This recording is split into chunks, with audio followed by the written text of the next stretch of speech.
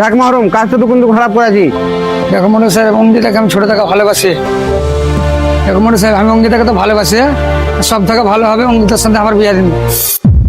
মরি যাব তাও ভালো, তোর মতন শয়তানকে কখনো বিয়ে করব না। দেখ দিতি আর মতো শয়তানের সাথে কোনোদিন বিয়ে দেবো না। ভালোই ভালো আমার সাথে বিয়ে দিন দাও, পাড়াতে কি করে মুখ দেখাবে ও?